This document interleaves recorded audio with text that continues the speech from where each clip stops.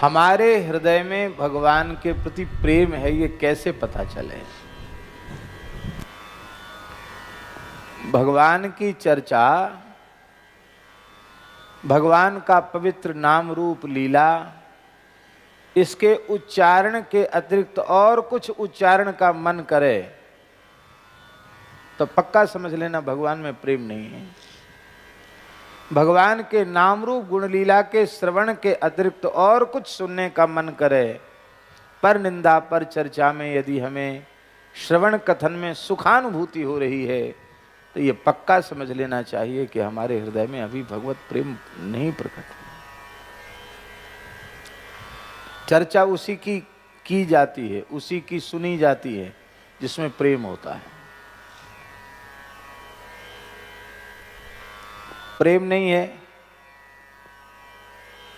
प्रेम नहीं है तो हमें हमारे साधन का क्या फल मिला? यद्यपि यह बात अवश्य है कि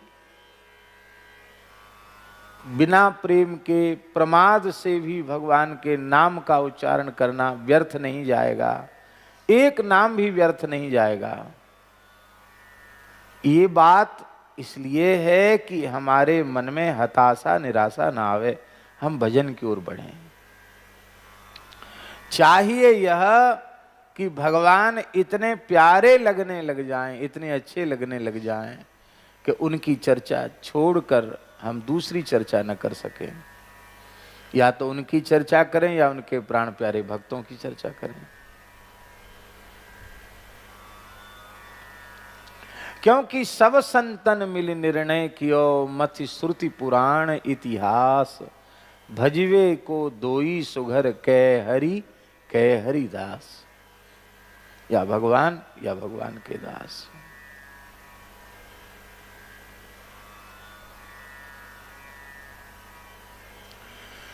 गोस्वामी तुलसीदास जी महाराज 229 में पद में कह रहे हैं,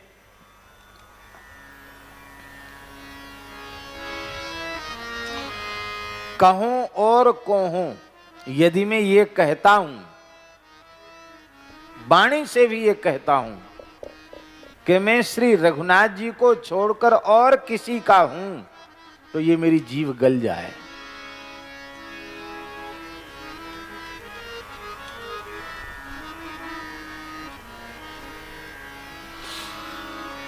कई बार ऐसा होता है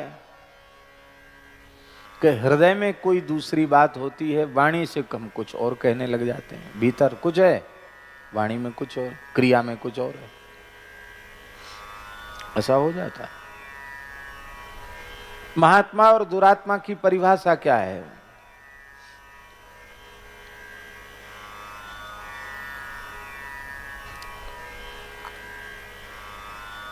मन वाणी क्रिया में जिनकी एक रूपता है वे महात्मा है। मन में कुछ और है, वाणी में कुछ और है, क्रिया में कुछ और है, वे दुरात्मा है, दुष्टात्मा है। मन वाणी क्रिया में जिनकी एक रूपता है, ऐसे महत् पुरुषों का संग हमें करना चाहिए। क्योंकि हमारे जीवन में सच्चाई तभी आवेगी जब ऐसे महात्माओं का संग किया जाएगा। हमारे जीवन की कचाई निकलेगी तब, अपरिपक्वता समाप्त तब होगी जब ऐसे संतों का संग किया जाएगा। हमारे यहां संतों में कहा गया, पक्का होना जो चाहे,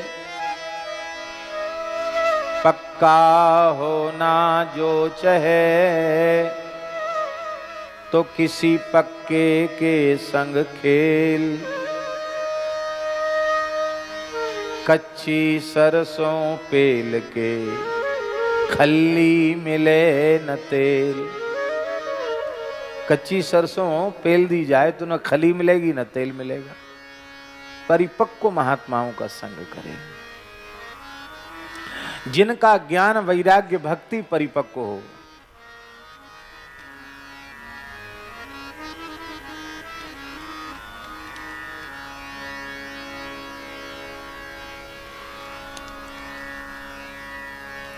जिनका ज्ञान वैराग्य भक्ति परिपक्व हो ऐसे महात्माओं का संग करें।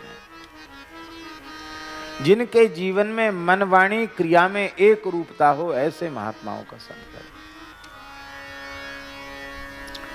शरणागति की सबसे पहली बात है अन्याश्रय नहीं होना चाहिए। भगवदाश्रय को छोड़कर दूसरे का आश्रय न हो।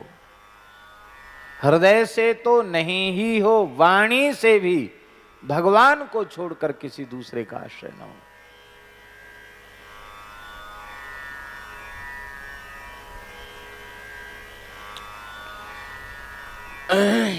हमारे महाराज जी गुरुदेव भगवान जब शरीर से अशक्त जैसे हो गए, बहुत अधिक अशक्त हो गए, तब कोई साथ रहना बड़ी मुश्किल से उन्होंने स्वीकार किया।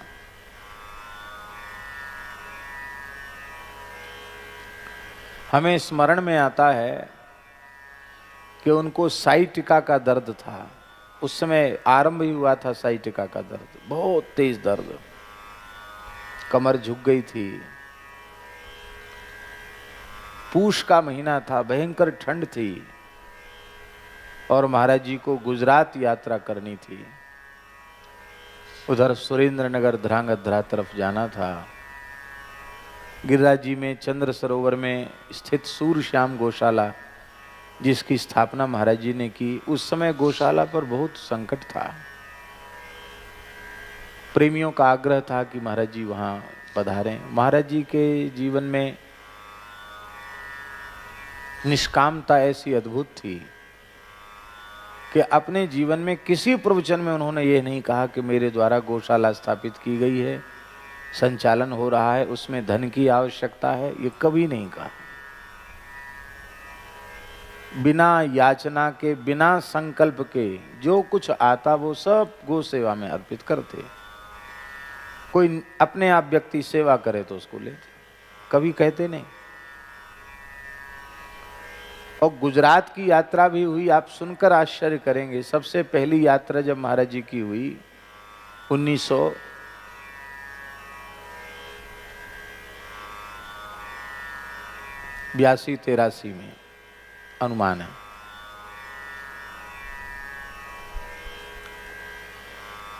तो एक श्री मोहन भाई जी करके एक ध्रांगध्रा के थे, बहुत अच्छे वैष्णव थे, पंडित जी महाराज के कृपा पात्र थे, पंडित श्री जगन्नाथ प्रसाद भक्तमाली जी। उनके विशेष आग्रह पर महाराज जी गए तो शर्त पूर्वक गए। क्या? हमारे आने का प्रचार प्रसार नहीं करोगे, हमें किसी भी सार्वजनिक मंच पर नहीं ले जाओगे। और गुजरातियों का एक कायदा है कि लोग कहते बड़ा मोटा महात्मा आया है, ऐसे ऐसे इसके नक्षत्र चलते हैं, आश्रम चलते हैं, लोग कुछ रसीद चंदा चिट्ठा कुछ इकट्ठा करो, ये सब कहीं कुछ नहीं कहोगे। आपके आग्रह पर हम आ रहे हैं, आपके घर में रहेंगे, आपके कमरे में ही सत्संग करेंगे, जितने दिन मन लगेगा, और फिर हम वृंदावन आ जाएंगे। ऐसा जीवन था उनका। फिर धीरे धीरे आना हुआ तो कई जगह महाराज जी के चरण पहुंचने लगे। राजकोट, सुरेंद्रनगर, मोरवी, लालपर, केसोद और कई स्थलों में।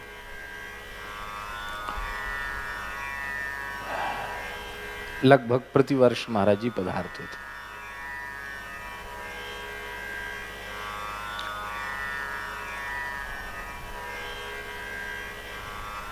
तो उस समय महाराज जी को साइटिका का दर्द उठा, पैर में, चरण में सूजन थी, कमर में बहुत दर्द था, बहुत भयंकर ठंड थी। यद्यपि सौराष्ट्र गुजरात में ठंड नहीं पड़ती है, कम पड़ती है, हमारे ब्रज क्षेत्र में ठंड अधिक होती है, शीत ऋतु अधिक होती है। तो ये तो ठीक था कि महाराज जी ऐसे क्षेत्र में जा रहे हैं जहाँ ठंड कम पड़ती है। पर महाराज जी का अकेले का टिकट रहता था, स्वयं अकेले ही जाते, तो कोई साथ में नहीं। हम कहते तो हमसे कहते कि हमको महीना भर लग जाएगा, महीना भर में तुम्हारी पढ़ाई प्रभावित होगी। फिर विद्यार्थी पढ़ने आते हैं उन विद्यार्थियों का नुकसान होगा, इसलिए विद्यार्थियों का नुकसान नहीं होना चाहिए। तुम वो सेवा करो। तो हम लोगों ने दिन में तो बहुत दर्द था तो सिगड़ी चेता करके उनको शरीर को तेल लगा करके उनकी सिकाई की, सेवा की। अब महाराज जी कैसे जाएंगे? रात्रि को 12 बजे ट्रेन थी मथुरा से जम्मू तवी, कैसे जाएं? तो हमने बहुत आग्रह किया कि महाराज जी हम चले चलें, आपका शरीर है। नहीं नहीं नहीं, किसी की जरूरत नहीं। बोले तुम्हारा टिकट कहाँ बना है? हमने कहा हम तो सामान्य टिकट ले लेंगे और चले चलते हैं, टीटी कुछ मांगेगा तो दे दिया जाएगा, चलेंगे। नहीं नहीं, तुम नहीं जाओगे, यहाँ विद्यार्थियों को कौन पढ़ाएगा? तो हमने राघवेंद्र दास जी को तैयारी कर, राघवेंद्र दास जी चले जाएंगे। बोले नहीं, ये भी नहीं जाएंगे।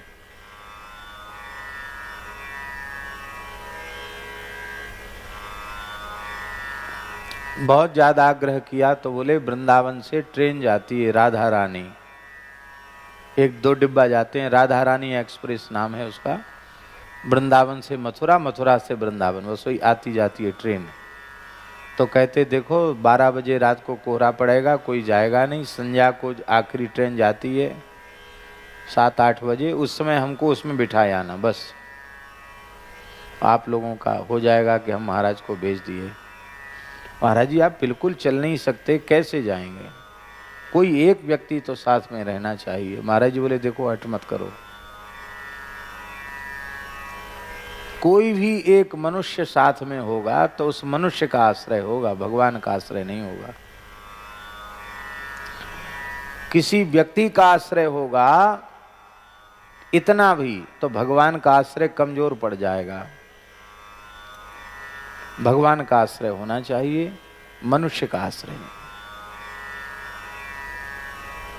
तो बोले तुम्हें पता नहीं, श्री कृष्णाश्रय कमजोर हो जाएगा और अकेले रहेंगे तो भगवान के सहारे छोड़ दो।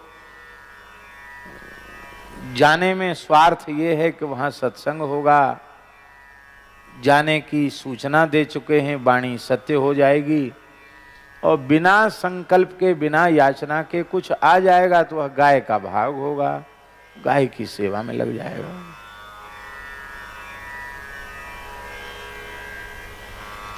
और ऐसी स्थिति में हम लोग महाराज जी को ट्रेन में उठा करके बिठा के आए और कैसे महाराज जी ध्रांगध्रा पहुंचे होंगे, हमको लगता है साक्षात श्री कृष्ण ने ही उठाया बिठाया होगा, श्री कृष्ण ही उनको वहां तक, उन्होंने उनको वहां पहुंचाया होगा।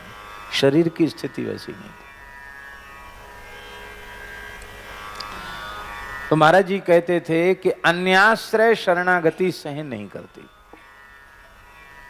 हृदय से तो अन्य का आश्रय नहीं ही होना चाहिए, व्यवहार में इतना सावधान हम रहें कि वाणी से भी अन्याश्रय न हो। वाणी से भी अन्याश्रय न हो।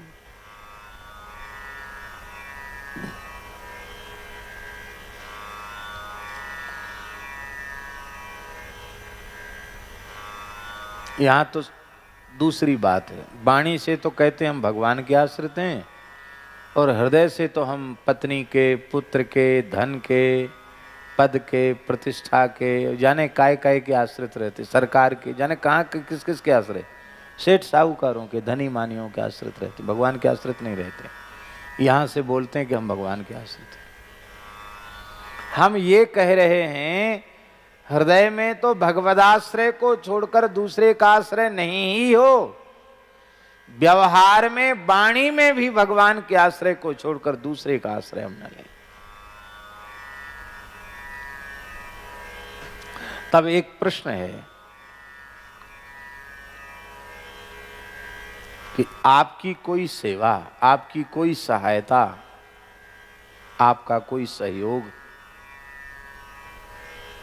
किसी श्रद्धावान प्रेमी ने किया, किसी भी व्यक्ति ने किया, श्रद्धावान अश्रद्धावान की जाने दो, तो क्या उसके प्रति कृतज्ञ होना,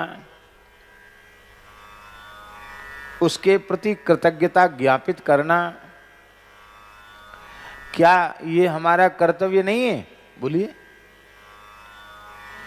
यदि हम ऐसा नहीं करते हैं तो हम मनुष्य कहलाने के योग्य नहीं हैं।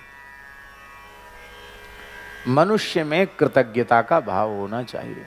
किसी ने भी मेरे साथ किसी भी प्रकार का उपकार किया हो, हित किया हो, उसके प्रति हम कृतज्ञ हों, उसको धन्यवाद दें। इसलिए आपने पढ़े लिखे लोगों को देखा होगा, विशेषकर महात्माओं को, अच्छे सज्जनों को, कि वो किसी से सामान्य बात भी रास्ता चलते पूछेंगे तो उसने बता दिया, हमको इधर से जाना है, गिरिराज जी जाना, किधर से जाएं? अब 2 रास्ते हैं, कहाँ से जाएं? बाबा यहाँ से चले जाओ। भैया जय श्री कृष्ण, धन्यवाद। धन्यवाद भैया, बड़ी कृपा की। अरे भैया में कौन सी कृपा है? हम खड़े हों, हमसे कोई पूछे, हम बता दें कौन सी कृपा या में हैगी? नहीं, कृपा की, आपने अपनी वाणी खर्च की, समय खर्च किया, हमारी बात सुनी, हमको सही मार्ग दिखाया, तो आपने अच्छा किया। हमने ऐसे लोगों को भी देखा है, ट्रेन में अखबार खरीद लेते हैं समय पास करने के लिए, और एक व्यक्ति अखबार खरीदता है, उसमें से बैठे हुए कई लोग पढ़ लेते हैं। तो हमने ऐसे लोगों को भी देखा है कि अखबार पढ़ेंगे और उसका अखबार वापस करते समय कहेंगे धन्यवाद। मनुष्यता।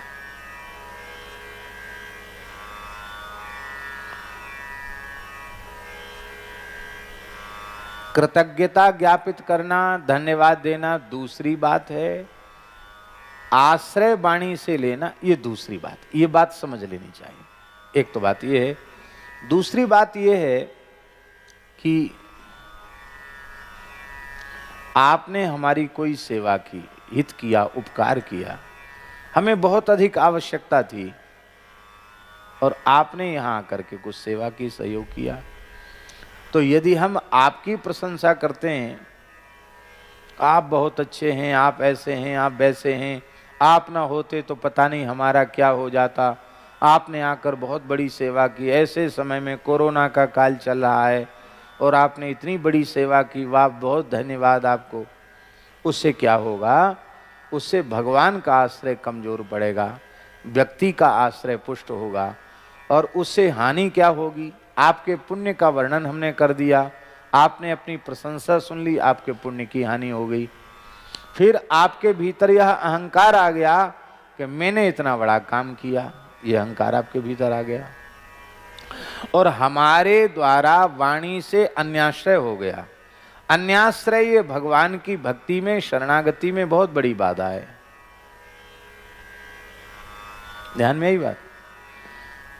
तब व्यवहार में वैष्णव को कैसे करना चाहिए? तब हमें कहना चाहिए कि भैया गौशाला तो श्री ठाकुर जी की है, ठाकुर जी ही सेवा करते हैं, श्री ठाकुर जी ने बड़ी करुणा की, आपके हृदय में प्रेरणा की और आप यहाँ आए, आपने भगवत प्रेरणा से गौ सेवा की, धन्य है। ठाकुर जी ने आपको गौ सेवा का सौभाग्य दिया, श्री कृष्ण आपका सर्वविध मंगल करें, आपको धन्य है कि भगवान ने आपको सेवा का सौभाग्य दिया। अब बात तो वही हमने कही है जो पहले कही थी, लेकिन अब जो बात हमने कही है उसमें आपको भी अहंकार से बचा लिया और हमें भी व्यवहार में भगवान की विस्मृति नहीं हुई। इस प्रकार से सावधान जीवन हो, व्यवहार में भी भगवान की विस्मृति न हो। हमने सुना है कि कोई माताजी थी,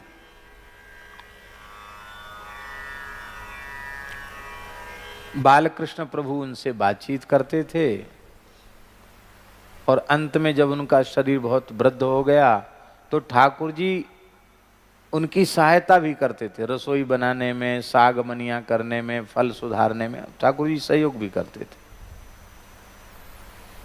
बूढ़ी मैया है, सहयोग भी करते थे ठाकुर जी।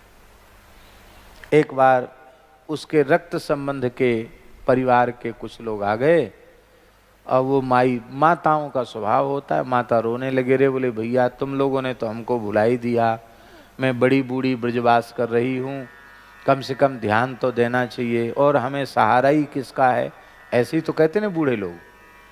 वो तो बेचारा सांत्वना दे के यत्किंचित कुछ सेवा करके चला गया, उसको कहाँ फुर्सत के अपना घर छोड़ के यहाँ रहे, इसको ब्रजवास करना।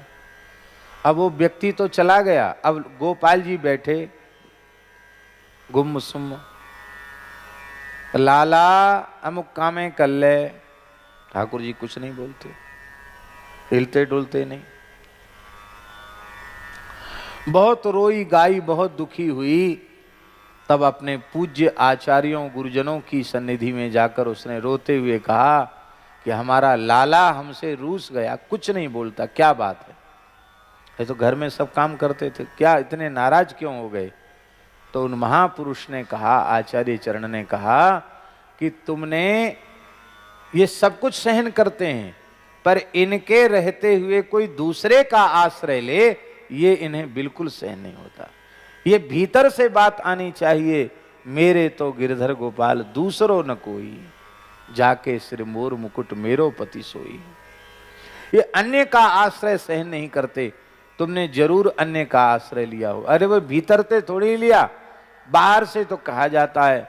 ठाकुर जी को मनाया, ठाकुर जी बोले बाहर से भी क्यों कहा, भीतर बाहर दोनों से मेरा ही आश्रय होना चाहिए। यहां गोस्वामी जी कह रहे हैं कि अंतःकरण तो श्री रघुनाथ को समर्पित है ही।